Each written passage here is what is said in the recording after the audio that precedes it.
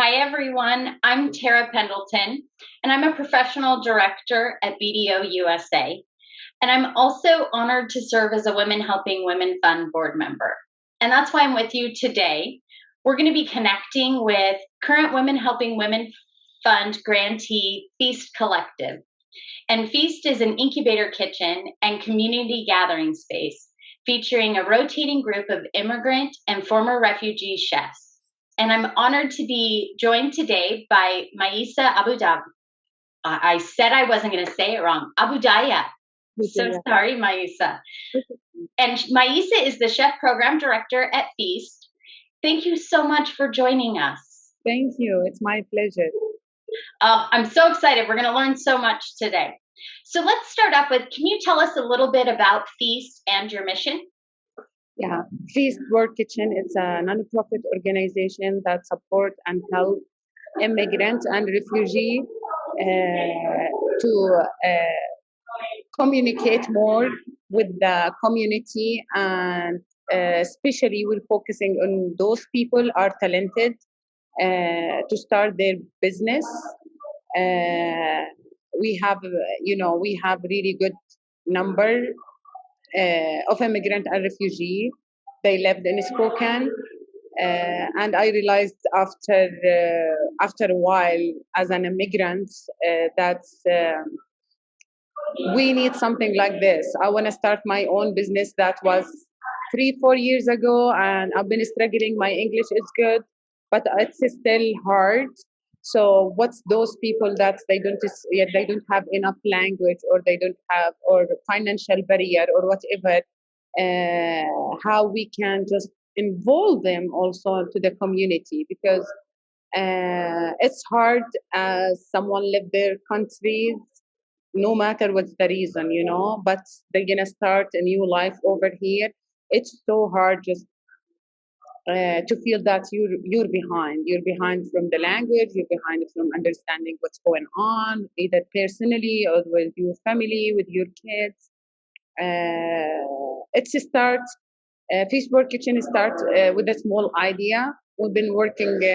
I've been working as a teacher with the Spokane Public School, and in the same time, because I'm a mom for 4 kids, I used to do catering in general to save a little bit money. While I'm doing this catering, I start using some church kitchen because it's much cheaper, and actually most of the church, they didn't charge me. They did it in a way that we want to support you, your food is good, and we want to support you. But when they lay me off 4 years ago from Spokane Public School, I told myself, okay, I'm 40 years old. I'm done just changing from one position to another position. I'm gonna start with a small food trailer, small food trailer. 4 years ago, it was costing around $100,000. So it's a really hard decision for me and for my family. I don't have job right now. I have really good credit that I can take a loan, but in the same time, is it the right decision for our family? So kind of the idea of Feast World Kitchen, I reached out to a couple of people.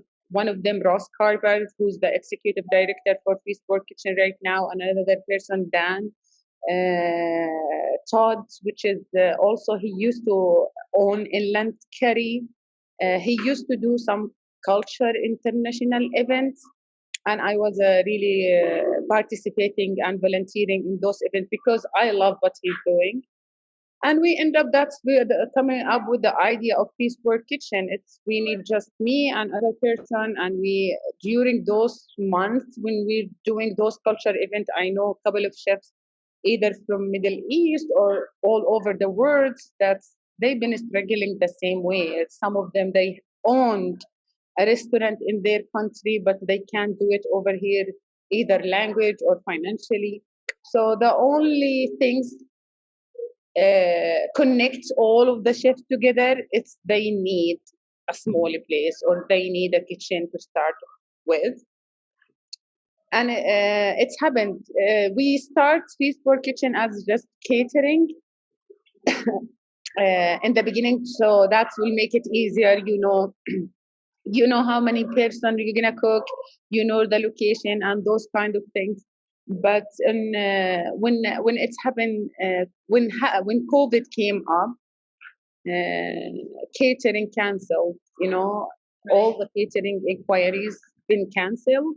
So, and I have 4 5 chefs. They were, and I'm one of them. They were relying. We were relying on our income from this catering business. So, okay, what we can do? We set a couple of times, and we end up that okay.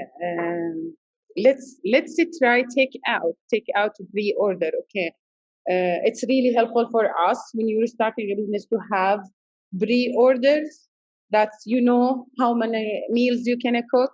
Was really helpful either with cooking or either financially, you know, because I don't want to spend $500,000 on a grocery and end up there is no customer showing up. So we started this is on April 2019, and it was really hard because it's a decision that okay, I don't want to get risk. Okay, I wanted to do it, but I don't want to get risk with the COVID, and I want to keep distance. So we did it like a pre-order in the website, and we put table all around the building outside, and people just pre-order. We're gonna put their meals outside. We were really strict with a mask and other requirements in the kitchen, and we made it, you know, and we did a couple of events like international event, and people love it and the community love it. And I've been meeting some people who travel all over the world, either in Africa or in the Middle East, and they okay, there is plenty of restaurants outside Spokane have also other restaurants than feast, but the authentic flavor, we brought the authentic flavor. I'm focusing with our chef just to bring the real flavor for the community. Don't subtract something. Just give them the dish that you're eating from your country, and people love it. That's awesome. So you started out with this vision of helping certain or a certain number of people, a fairly small number, Yeah, to fulfill their dreams of having a restaurant or a food truck or whatever type of way they could deliver their amazing food. yeah, Started out with catering, branched into this pre-orders, and I know I talked to you about a year ago, and you were madly preparing for a dinner and you know getting ready for people to come pick up their meals. yeah. And you said you started with about 4 or 5. So how many chefs are helping you or working out of Feast Collective now? 70, 17 or 70? 17. 70, So 70. what? What? 7? Yes, Oh my gosh, Maisa, that's amazing. yes, yes, That is a crazy amount of growth in a very short amount of time, really. yes. Oh, that's phenomenal. And I remember you telling me before, it's not just about giving them a venue to be able to deliver their wonderful food. And we talked about expanding the palates of Uh, the people in Spokane, right? That authentic flavor that you talk about. But you also help them with other things too, yes, right? yes, Can you definitely. talk a little bit about what those things are? So the moment that we start Feast World Kitchen, it's came up like a place for any immigrant gonna visit. They know that hey, those organizations they're gonna support us, and more people start showing up with some stuff that I don't know. I never been through those stuff, and in the same time, it's broke my heart that they living here for 5 10 years and they didn't figure out a solution. As I told you, language. The most important thing is the language. If you have a language, you can do at least something in your life. So we partnered with a couple of schools, with a couple of university that whoever need the language in the beginning. I know there is plenty of places, but sometimes if something are really famous for the immigrant and refugee, that's hey, this is a place that can help us. They could visit. So we help them with the language. Either some of them are adults and they don't want to go to school, to be honest.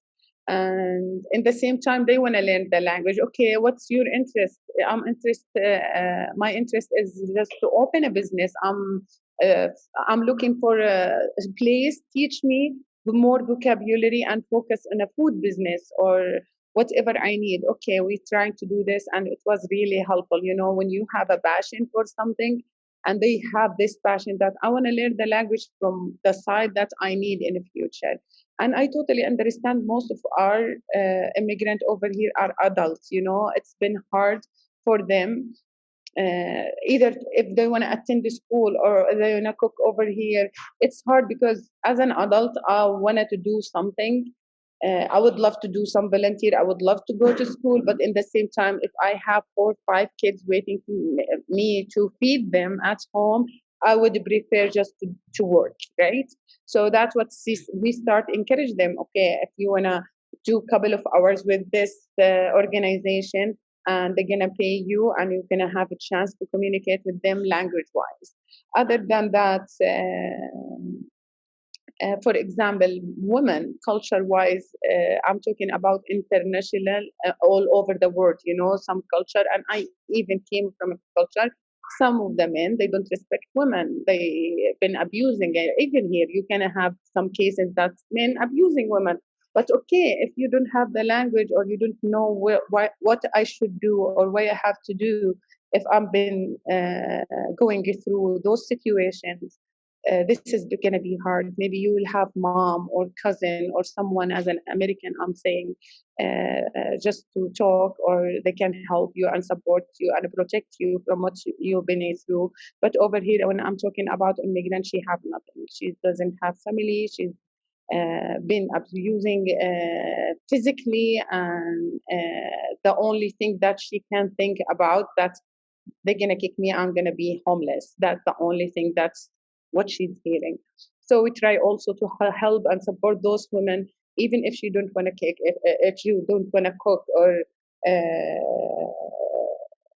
if she reach out to us, that with any situation will guide her for the right organization. We have really good communication right now with many organizations that we're trying just to reach their voice to this organization, and they do the rest.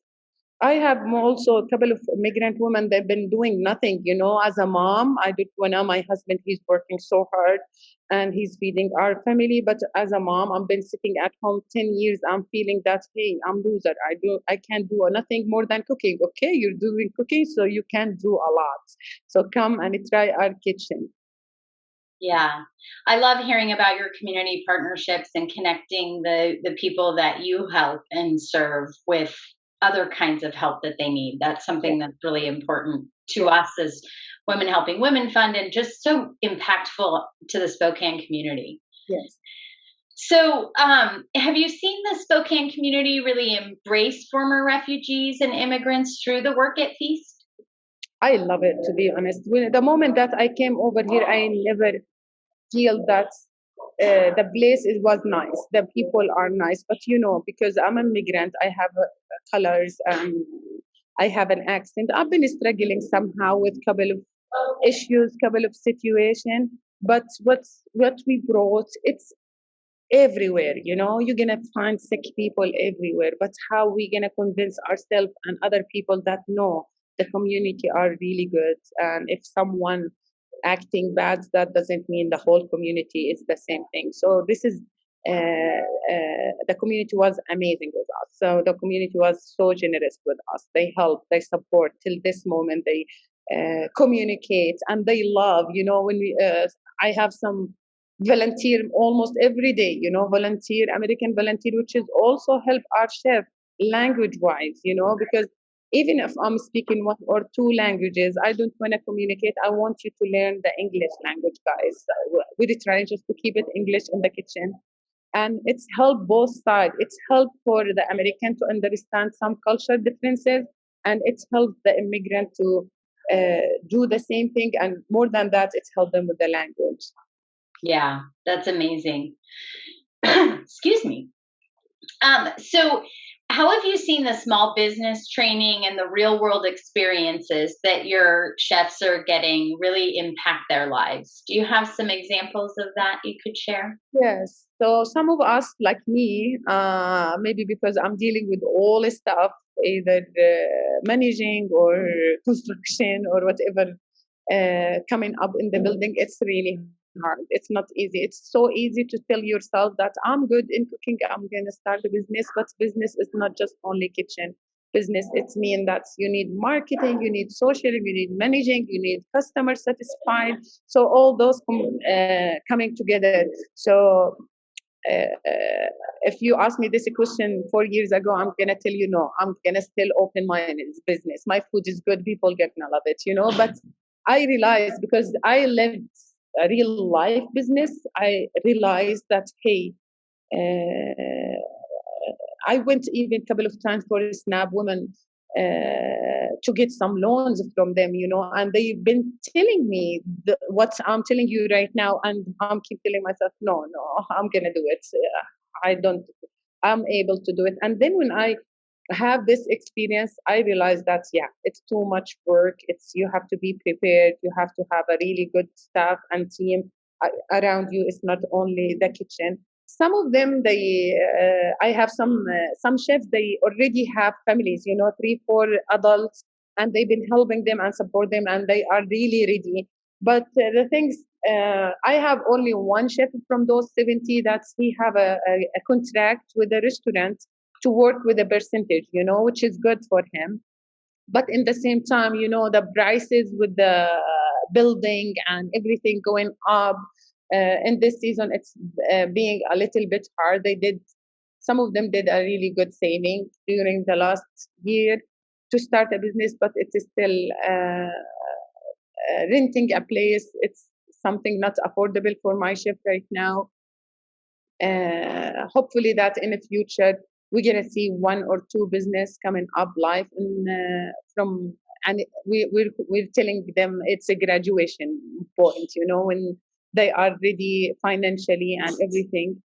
Yeah, hopefully in the future you're gonna find we didn't have or we didn't plan for a exact process, but the plan that I know that I have 2 Middle East, Mediterranean chef already. I know that one Vietnamese, she's ready to open a business, but I can't tell the exact moment because it's a couple of different things, either rent or space or location. This is will matter for them. Right.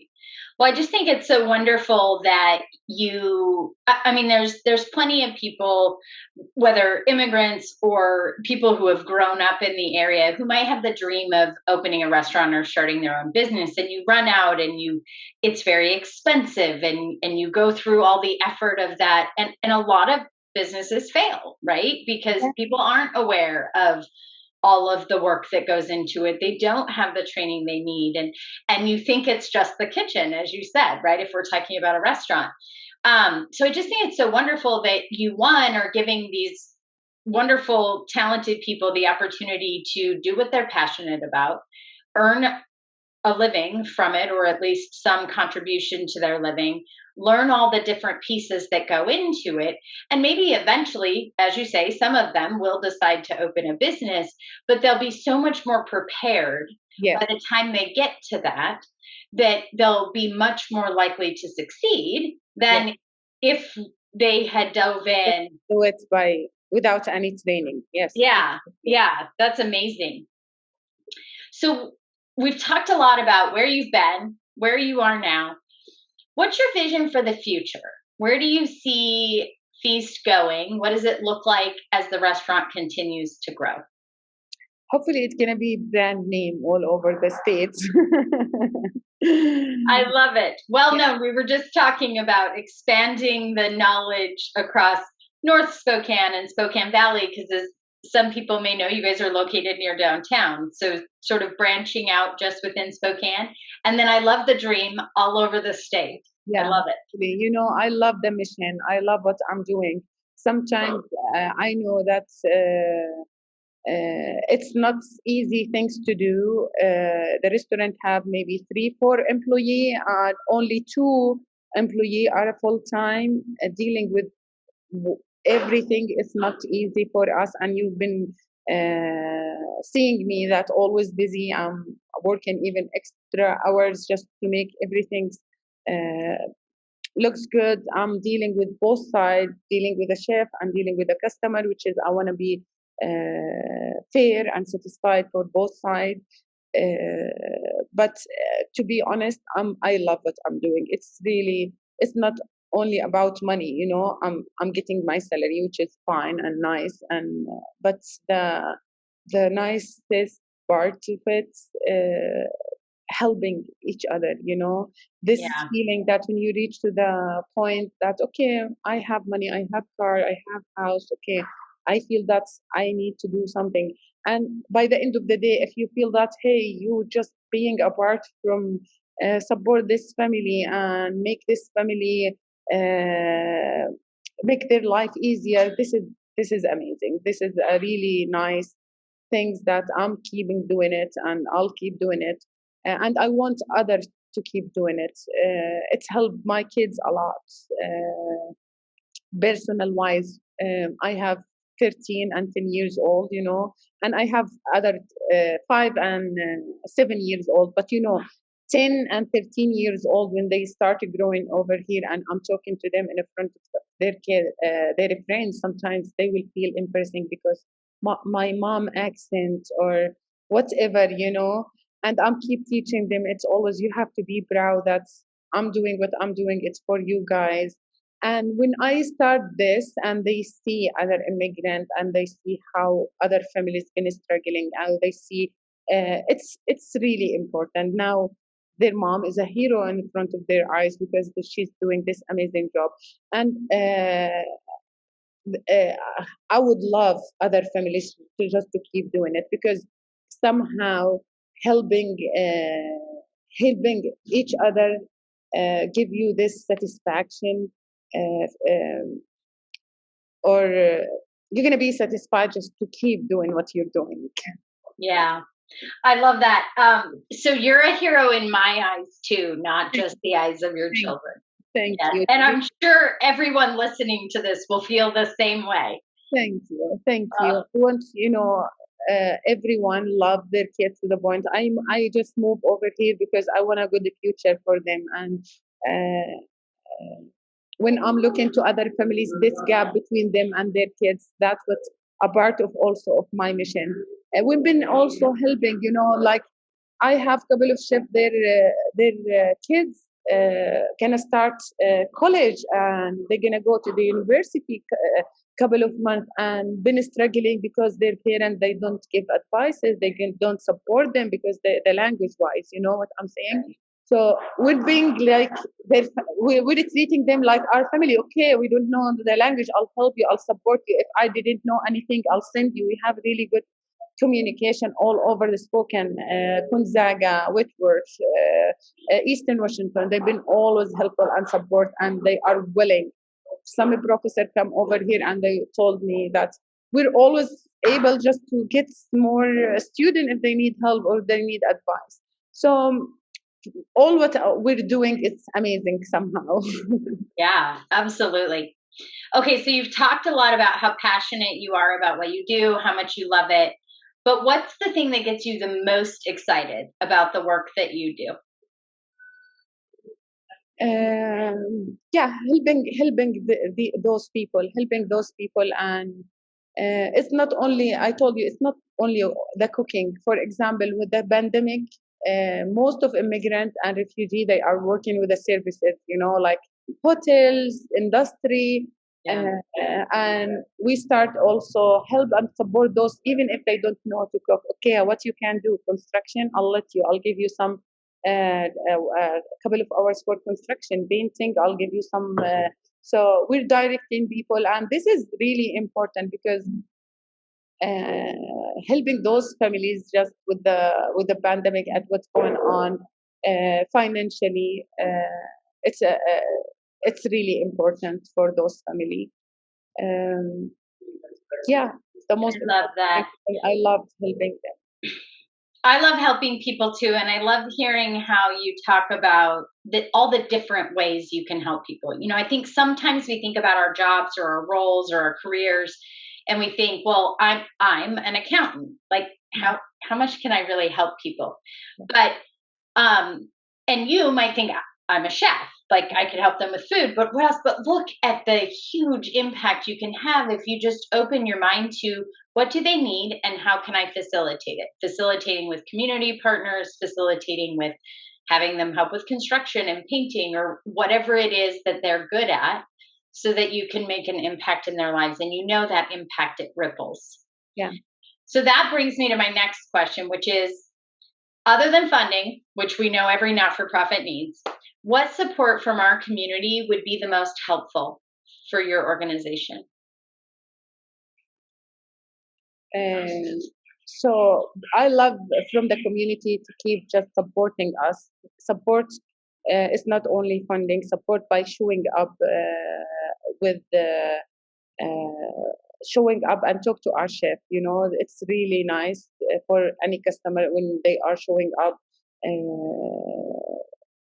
Talking to the chef, understand, ask them a question, saying thank you for the meal. This is encourage our chef a lot. Showing up, so volunteers are always helpful. Support them if anyone think about, hey, I can support this family language wise. I can volunteer, help them. There is plenty of things that community can do, and we've been working with many of our community. They help some of them to get their citizenship test. They're getting help somehow to volunteer by hours, not in the restaurant, but some of them they visit them their houses and live with them and see what they need, how we can help, how we can support those those kind of things. I want to just the community also just to open their eyes and hands for those immigrants. I know they've been doing this for a long time, but it's really important to keep support them, especially with the political things last couple of years. It's been really scary for some family to be proud where they are from or to be proud what they are doing, and that's what we're trying to do. Yeah, I love that. I think that the amazing amount of growth that can occur when you embrace differences, when you share what each of your talents are, right? Everybody, you get a group of people with different talents. And I love how you talk about, I might be able to help somebody speak better English. Yeah. I might be able to lift somebody up by thanking them for their food, which I have heard only wonderful things about. And so it's taking our own unique talents, what I hear you saying, and offering those up in whatever way they are, because those talents are probably needed by this community. And it shows that we are all in this together, at this thing called life. And we're learning from each other. I mean, I've always found you get more as the giver than the receivers ever received, and I that's what I hear resonating from you is how, because I see how much you're giving, how much your organization is giving, but it fills you up to be able to be a part of that. And I think that's so wonderful. And so I really encourage other members of the community to dive in, to come and experience your food. I imagine they could spread the word. Word of mouth advertising is fantastic and way better than any other advertising you can get, right? So try the food, offer your help in whatever way you can do that. That's the message that I'm hearing. So that's so wonderful. Now, you did mention that you have volunteers on a fairly regular basis. So if there are people listening to this and they want to volunteer, they want to help, how do they go about doing that? So we have a link. I can share it. I don't know if I can share it on the Zoom over here. Yeah, I can share it. There is a link to the in our website, or if they're gonna go for Eastward Kitchen, there is a button for volunteer, and they can schedule. It's up. during our open hours. Usually, there is two periods, some from lunch or dinner. It's always, I know it's we don't want them just to be to work for a whole day. So if they are able just to do a couple of hours helping the chef, this is really important. If they want to just come and talk and see what's going on in the kitchen, it's also helpful. But that's wonderful. And then the last thing, it's not so much a question. I just really wanted to say, Maisa, this is the second time I've had the opportunity to interact with you, and I just leave our discussions feeling uplifted and inspired and just really wanting to help in any way I can. So I can only imagine how my mind is still blown by the number 70 deaths. Just really appreciate everything that you as an individual and Feast Collective as an organization do. Thank you. Thank you so much for taking the time to talk to us, to share a little bit about your mission and your passion. And to everybody that's been watching, thank you so much for spending time with us today. Maisa, good luck with the rest of your day and the rest of your year. And until we meet again, I know you keep super busy and you're running around helping people. Thank you so much, Cara. It was a pleasure to meet you. And thank you to everyone who's watching us. I'll see you in the restaurant, hopefully. Absolutely.